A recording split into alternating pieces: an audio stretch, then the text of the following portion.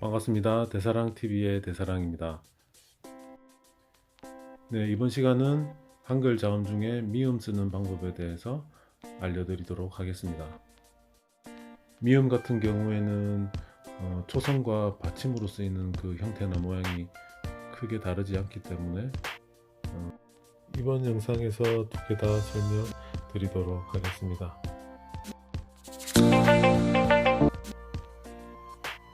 이번 시간에도 역시 자음 쓰시기 전에 가로, 세로, 획 연습 꼭 하도록 하겠습니다.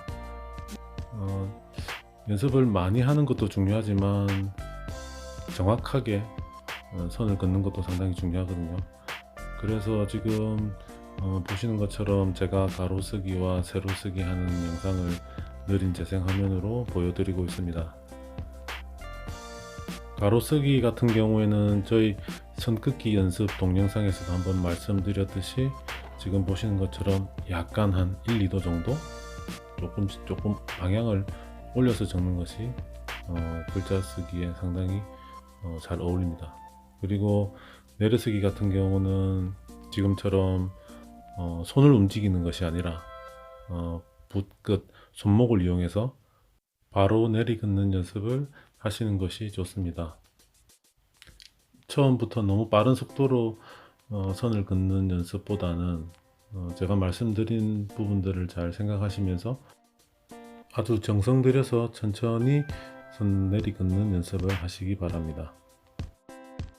계속 연습을 하시다 보면 어느 순간 이 정도는 됐다 싶을 때가 아마 오실 겁니다. 그때는 조금씩 속도를 높이시기 바랍니다. 네, 그럼 이제 본격적으로 미음 쓰기를 해 보겠습니다. 서두에서 말씀드렸듯이 미음 같은 경우는 미음이 초성으로 쓰이는 경우나 받침으로 쓰이는 경우나 그 형태가 크게 다르지 않기 때문에 이 영상을 통해서 같이 설명드리도록 하겠습니다. 이번 영상부터는 여러분들이 조금 더 쉽고 더 정확하게 제 글씨 쓰는 모습을 보실 수 있도록 지금처럼 느린 재생 화면으로 천천히 쓰는 모습을 보여드리도록 하겠습니다. 느린 화면을 보실 때는 펜으로 그 자음의 첫 부분과 그리고 그 자음이 꺾이는 부분 그리고 연결되는 부분, 자음이 끝나는 부분을 어떻게 처리하는지 유심히 한번 보시는 것이 더 이해하시기 더 좋을 것 같습니다. 네, 그리고 조금 더 이해하시기 편하기 위해서 제가 가지고 있는 휴대폰 화면에다가 그 자음 쓰는 영상을 이렇게 보여드리도록 하겠습니다.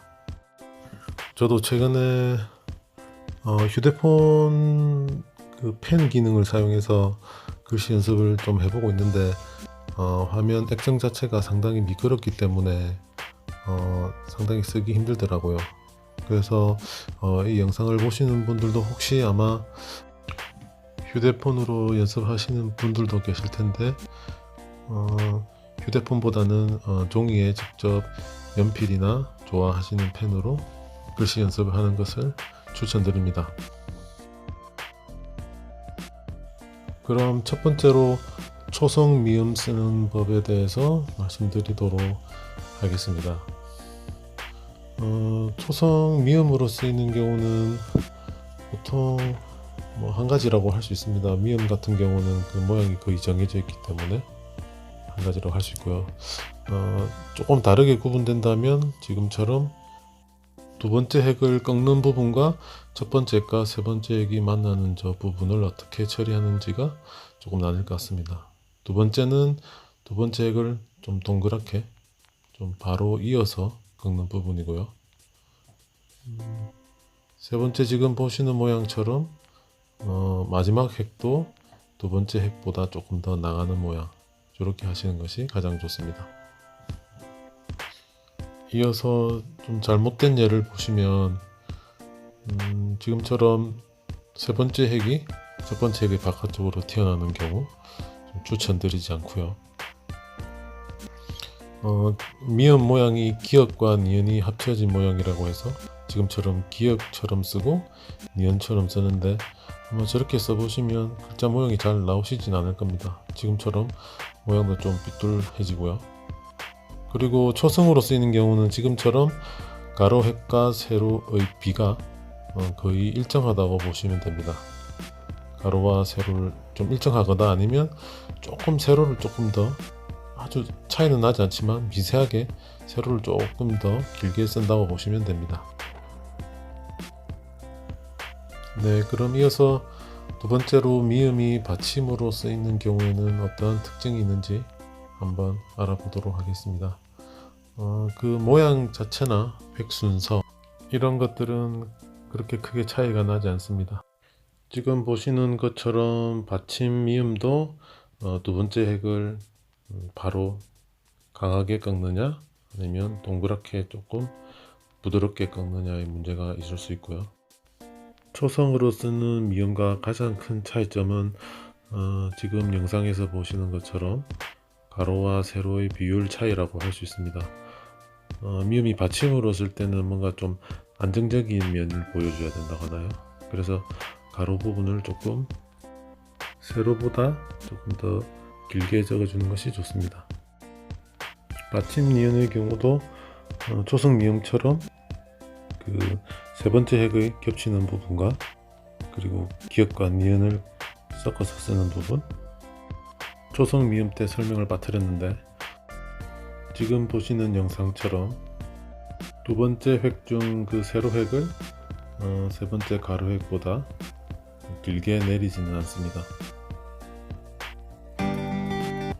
그럼 계속해서 초성 미음이 쓰이는 그 예를 단어를 통해 알아보도록 하겠습니다. 지금 보시는 것처럼 두 번째 획을 강하게 꺾는 경우도 있고요, 부드럽게 하는 경우 있습니다. 이런 경우는 기호에 따라서 하시면 될 것 같고요. 대부분 지금처럼 초성으로 쓰이는 경우는 가로 세로비를 똑같은 길이로 한다고 생각하시면 되고요. 사실 좀 많이 적으시다 보면 모음 계열 같은 경우는 조금 더 세로를 길게 쓰거나 오나 우 같은 모음을 쓰실 때는 약간 가로를 조금 더 길게 쓰는 것도 괜찮다고 할 수 있습니다. 저도 역시 지금 그런 정도의 길이로 쓰고 있습니다.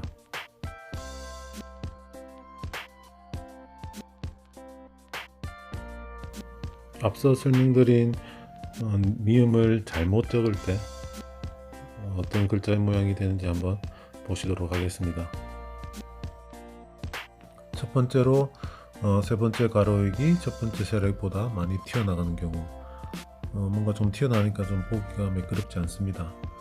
그리고 기역과 니은을 써서 미음을 만드는 경우에는 역시 그 네모의 모양이 좀 이쁘지 않고요. 그리고 첫 번째 초성을 가로를 좀 더 길게 적는 경우는 뭔가 모양이 조금 둔탁해 보이는 경우가 있습니다. 그리고 네 번째로 두 번째 세로획을 세 번째 가로획보다 조금 튀어나게 하는 경우도 뭔가 조금 세로로 튀어나왔으니까 좀 보기가 좋지 않습니다. 이제 미음이 받침으로 쓰는 단어를 한번 적어 보도록 하겠습니다. 검을 적고 있는데요, 지금처럼 받침으로 미음을 쓰는 경우에는 그 위치도 중요하지만 저것처럼 가로를 조금 더 넓게 쓰시면 이쁜 글자 모양이 됩니다. 그리고 항상 모음의 세로획과 미음의 두 번째 획을 일치시켜 주는 것이 단어를 적으실 때 그 모양이 참 보기가 좋습니다. 모음이라는 단어를 적고 있는데 아마 확연하게 초성으로 쓰이는 경우와 받침으로 쓰이는 경우의 크기를 비교해 보실 수 있을 겁니다. 받침 있는 글씨를 쓰실 때는 항상 받침과 그 위의 자음 사이의 간격이 상당히 중요하거든요. 제가 지금 검이라는 걸 썼지만 조금 꽤 넓어 보이지 않습니까? 저렇게 되면 글자의 구성이 조금 엉성해 보이기도 합니다. 지금 검 같은 경우는 조금 더 미음을 조금 더 올렸으면 아마 좀 견고한 모양의 글자가 될 것 같고요. 대부분 받침 있는 글자는 모음과 받침의 간격도 상당히 중요합니다. 이 부분도 참고로 알아두시면 좋을 것 같습니다. 이제 받침 미음을 어떻게 좀 잘못 쓰는 경우를 한번 보실 건데, 지금처럼 받침 미음의 세로를 더 길게 쓰는 경우 조금 더 좀 그 아까 말씀드린 그 공간이 더 많아 보여서 조금 좀 보기 싫은 글자가 되고요. 지금처럼 미음을 기역과 니은을 쓰는 경우도 마찬가지입니다. 다시 한번 더 받침 미음을 가로의 길이를 더 길게 한번 적어 보겠습니다. 위에 거와 비교해 보시면 역시 글자의 모양이 조금 달라 보입니다. 마지막으로 몸이라는 단어를 초성의 크기와 받침의 크기를 바꿔서 적어 봤는데요. 지금처럼 조금 초성이 커 보이니까 글자가 안정적이지 않아 보입니다. 네, 오늘은 초성으로 쓰이는 미음과 받침으로 쓰이는 미음의 경우에 대해서 쓰는 법을 알아보았습니다. 여러분들이 제 영상을 보시면서 글자 연습을 꾸준히 하신다면 금방 늘 수 있을 거라고 생각하실지도 모르겠지만 이 글씨라는 것이 한꺼번에 갑자기 이렇게 늘어나는 것은 아니라고 생각합니다. 시간을 두고 좀 천천히 생각을 하시면서 쓰시다 보면 분명히 자기만의 글씨체를 찾으실 거고요. 그런 과정에서 저희 영상이 도움이 되길 바랄 뿐입니다. 오늘 영상 마음에 드셨으면 구독과 좋아요 부탁드리고요. 주변에 악필로 고생하시는 분들이 계시면 제 영상 꼭 소개 부탁드립니다. 그럼 파이팅 하시고요. 다음 시간에 뵙겠습니다. 이상 대사랑TV였습니다. 감사합니다.